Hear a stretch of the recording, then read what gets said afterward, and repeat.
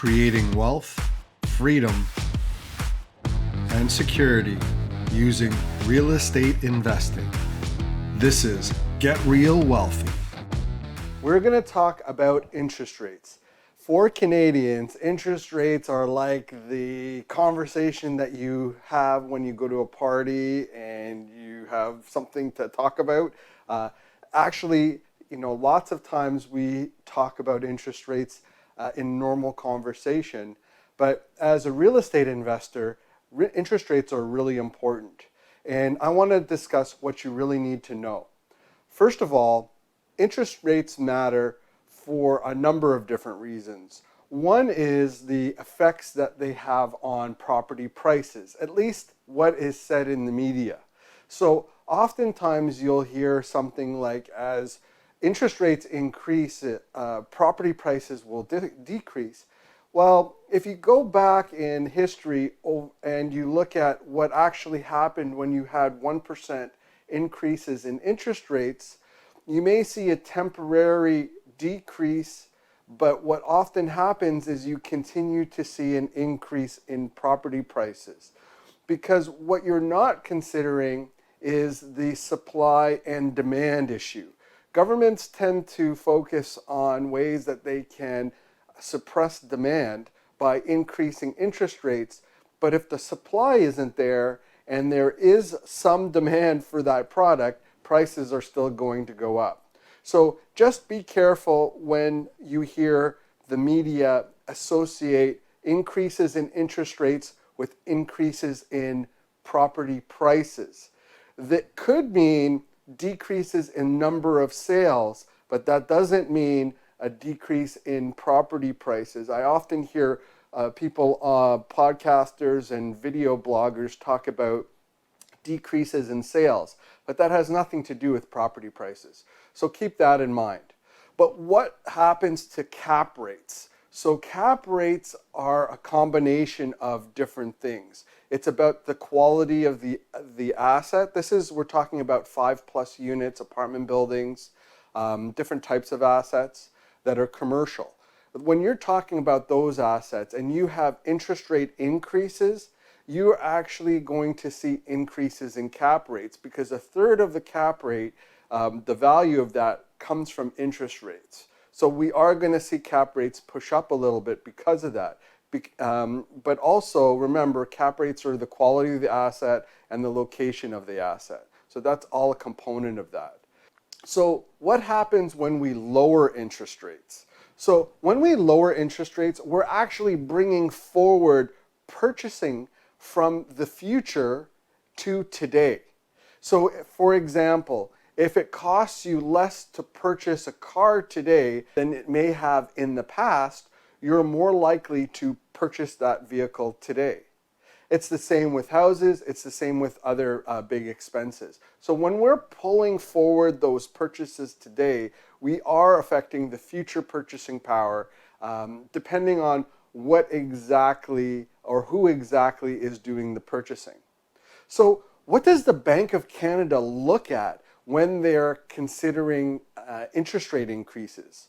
Well, hopefully you've heard recently that they're looking at not only the CPI, which is the Consumer Price Index, and inflation, but they're also looking at employment as one of the two key pieces that would cause interest rates to decrease and increase.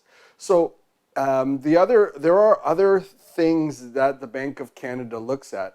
They look at the value of the Canadian dollar.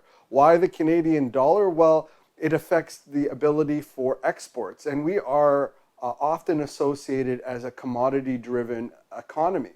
And so if the Canadian dollar becomes more valuable, it actually hurts our exports. So it's something to keep in mind.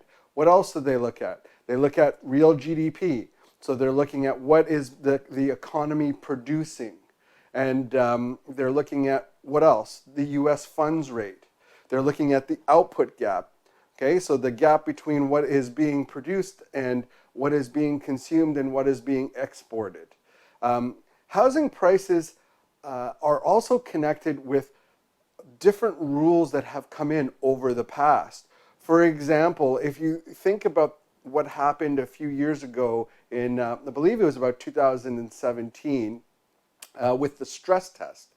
And the stress test affected the ability of Canadians to be able to qualify for mortgages. They put this stress test in with the belief that interest rates were going up. Well, interest rates didn't go up. They actually went down. And if you were trying to purchase a property at the time, you may have had an interest rate that you were going to get from the bank that was, let's say, like 2.5%, but they were qualifying you at a rate at 3.5%, 4%. And that meant that you could qualify for less. Now, you know, the wisdom of the government is, I don't know, but now they are going back and they're trying to change that. Well, why did you put the stress test in there in the first place? Anyways, there are a lot of measures that the government, the Canadian government, tries to put into to control the demand within the housing market. But if they really want to see a change, they actually need to work on the supply side of the issue. That's just my opinion. Well, we've gone all over the place and we've talked about interest rates in Canada, how they're connected. But one of the things I want you to do, and I'm going to give you a little bit of homework here, I want you to go and look at the amount of debt that the Canadian government has. Compare that to the last few years to where it is now. And I want you to find out what is the interest amount that the Canadian government pays on its debt. Now, you've got to remember that that interest rate right now is quite low, okay? And let's say we have an interest rate of 0.25%, and the interest that is paid on that debt is $1, and the interest rate goes to, let's say, 0.5%. Well, that means the interest that's going to be paid is, let's say, approximately $2. That can be a huge change depending on what that rate is. And if you find out what that answer is and you send me a tweet or you send me a message on Instagram at QmanREI, I will send you a free copy of the book of your choice that I've written. So the first person to do that, I will send you that book. All right. I hope you enjoyed this episode of Get Real Wealthy.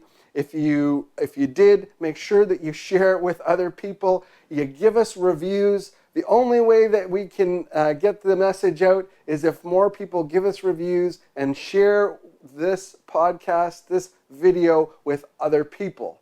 We'll see you on the next episode. Have a great day. Make sure to check out getrealwealthy.com.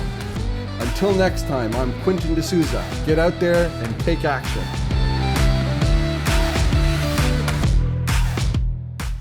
The views and opinions expressed in this podcast are provided for information purposes only and should not be construed as an offer to buy or sell any securities or to make or consider any investment or course of action.